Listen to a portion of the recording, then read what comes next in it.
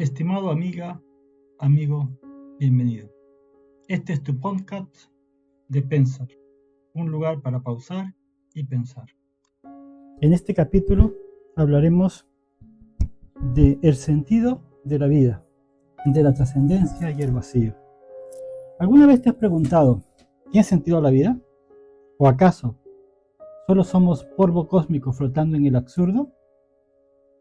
Hoy exploraremos algunas de las respuestas más profundas y a veces desgarradoras que la filosofía ha dado a esta pregunta. Desde visiones luminosas que hablan de amor y eternidad, hasta reflexiones crudas como la de, por ejemplo, el filósofo Heidegger, cuando decía que el ser simplemente es para la muerte. Amigo, amiga, prepárate para un viaje sin mapas, pero con faros de sabiduría. Un viaje que puede estar entre la esperanza y el vacío. Respuestas trascendentales. ¿Qué dicen los filósofos? Desde la antigüedad, ya algunos filósofos encontraron sentido en lo eterno, en lo trascendente. Por ejemplo, hablemos del gran Platón, en la época antigua. Ubiquémoslos más o menos en el siglo IV a.C. Él afirmaba que el mundo material simplemente era sombra de ese mundo ideal, del mundo de las ideas eternas. En ese sentido, si podemos hablar de la palabra sentido, era contemplar la verdad, la belleza y el bien. La alegoría, por ejemplo, o el mito de la caverna. Se trataba de salir de las sombras para ir hacia la luz, hacia el sol. Podemos afirmar que casi todos los filósofos griegos hablaban de encontrar ese arjé, ese logos que da sentido a todo lo que existe, o la idea del bien supremo, como lo definía Aristóteles. Este filósofo, Aristóteles, afirmaba que la mayor aspiración del hombre es el ser virtuoso, es decir, el sentido de nuestra vida, el sentido de la existencia, está en la realización del propio bien. Época medieval. Todos los filósofos y pensadores de esta época giraron en torno a una idea del Dios revelado, el Dios cristiano. Este Dios daba sentido y afirmaba toda la existencia. El logos del que habla Juan, el logos cristiano. De la virtud vamos a pasar de la virtud griega, o la arete, se pasa ahora a la aspiración ya no por ser virtuoso, sino por ser santo. La santidad se vuelve el ideal del cristiano. Época moderna y contemporánea. Tenemos que decir que aquí se da una ruptura entre la fe y la razón, o entre la cultura y la tradición religiosa. Esto comienza ya a finales de la época medieval con el Renacimiento y se consolida en la época moderna, teniendo su culmen, podemos decir, en la época actual. Esta ruptura de la que estamos hablando, esta fragmentación, como nos lo dirá el fundador de Comunión y Liberación, el sacerdote italiano Luigi Luciani. El hombre comienza a fragmentarse en su obra El sentido religioso. Pero, ¿de qué se trata? ¿Qué es lo que sucede en esta época? Para ambientarnos un poco, tenemos que hablar de que la razón se vuelve estética, se vuelve científica y que poco a poco se aleja de lo trascendente. No obstante, tenemos que hablar de algunas excepciones. Por ejemplo, yo en clase siempre señalo al filósofo o al psicólogo Viktor Frankl del siglo XX, un pensador judío y alemán que durante la Segunda Guerra Mundial estuvo preso en los campos de concentración y notó algo interesante que después marcó toda su vida. Él se dio cuenta de que cuando una persona entraba en el campo de concentración, en esa especie de jaula sin fin, si entraba con una desesperanza, con un sin ánimo, sin sentido, su vida se hacía frustrante. Era casi como un muerto en vida, en sus palabras. Mientras que aquellas personas que entraban en el campo de concentración, pero seguían pensando en la posibilidad de sus familias afuera, en la esperanza de salir del porvenir, vivían y, digamos, sobrevivían en el campo de una manera distinta. Esto lo llevó a pensar él en lo que luego se llamó la logoterapia, en su obra El hombre en busca de sentido. Cada vez que una persona se da cuenta que el sufrimiento tiene una razón de ser un porqué o que le da una trascendencia a este sufrimiento, su vida cambia. Es decir, el hombre busca el sentido, nos narra que la vida tiene sentido incluso en el sufrimiento. Está en nuestra actitud ante lo inevitable. Las religiones y la filosofía oriental. Recordemos que estamos hablando de la trascendencia. No podemos dejar de hablar entonces de la religión. Tenemos que comenzar etimológicamente hablando de lo que significa la palabra religión. Podemos decir que sobre este término no hay un consenso.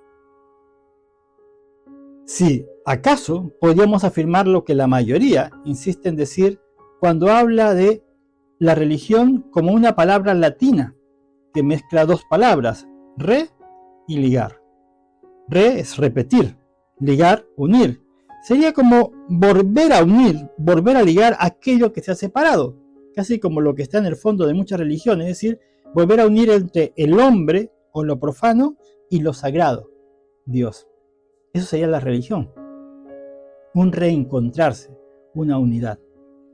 Podemos hablar del hinduismo, en donde se habla del Dharma, esa ley universal a la que todo tiende y de todo emana, o del nirvana budista, o el ágape de los cristianos. Todos tienen algo en común. El sentido de la vida está no solo en la vida, sino más allá de la propia vida individual, en la conexión de lo divino o con el universo. Podemos concluir que estos filósofos, estas religiones, afirman que el sentido siempre de la vida está en esa trascendencia. Pero es una trascendencia que también podemos decir que es inmanente. Nace en el propio ser. Ahora veamos la otra cara de la moneda, amigos, la respuesta negativa. Por el lado negativo, ya habíamos citado al filósofo alemán Heidegger. Cuando hablaba en su obra sobre el ser y el tiempo, sobre la importancia del ser o el ser en sí mismo, terminó afirmando que somos solo proyectos, somos un ser arrojado en la existencia. Y este arrojado, o como decía Zubiri, estar ahí, ¿no? Esa finitud, ese saber que somos seres para la muerte, es lo que hace que el hombre adquiera un sentido o le dé un sentido a su propia vida. No dependemos de la trascendencia, dependemos de nosotros mismos. Nosotros mismos construimos nuestra propia existencia a partir de esa angustia que se nos revela ante la muerte. Jean-Paul Sartre, filósofo francés, va más allá. También es un existencialista como Heidegger, afirma la existencia, pero su posición es más radical. Si para el señor Heidegger encontrábamos nuestro sentido ante la muerte, para Jean-Paul Sartre no hay nada, solamente el infierno de los otros. Estamos condenados a ser libres. No hay destino, no hay Dios, no hay sentido. Solo nuestras elecciones en un mundo absurdo. Albert Camus, recordemos su obra, El mito de Sísifo, un hombre condenado a subir a través de una montaña con una roca, llegar al precipicio, lanzar la roca, lanzarse y volver a regresar, y se repite un eterno retorno. ¿Cuál sería la solución? Simplemente rebelarse, encontrar la felicidad en el propio esfuerzo inútil. Tendríamos que imaginarnos a un Sísifo feliz de llevar su roca a cuesta. Y ahora nos toca hacer un diálogo, amigos, entre las diferentes posturas, estos que podríamos llamar negacionistas, ¿no? Y ahora los trascendentales. Pregunto, ¿son compatibles estas visiones? ¿Se puede abrazar el absurdo? Hay una frase interesante de Schopenhauer. Él decía que la vida oscila como un péndulo entre el dolor y el aburrimiento, pero también escribió sobre la compasión como una salvación. Quizás la respuesta no sea blanca o sea negra. Como diría Nietzsche, quien tiene un porqué para vivir puede soportar casi cualquier cómo. Sin embargo, es el mismo filósofo que afirma que Dios ha muerto, pero no como un nihilismo negativo, sino como un nihilismo positivo. Debemos crear nuestros propios valores. El problema de Nietzsche es que elimina cualquier posibilidad de trascendencia, y sin trascendencia en mi opinión, no hay sentido por qué luchar. Pregunto, ¿crees que el sentido es algo que descubrimos o es algo que nos inventamos? ¿O puede el amor a una persona, al arte, al trabajo, a la tierra, ser una respuesta suficiente para darle sentido a tu vida? Hoy, como hemos visto, no hemos dado respuestas, sino hemos colocado un espejo para que nos podamos mirar. Como siempre hemos dicho, la filosofía no se trata de dar respuestas o simplemente formular preguntas. Es un espacio en donde nos detenemos un momento para pensar el camino que hemos recorrido y el camino que estamos por recorrer. Gracias por escucharme. Te invito a que te suscribas a tu canal y a tu podcast de Pensar, un lugar para pausar y pensar. En nuestro próximo capítulo hablaremos sobre el amor.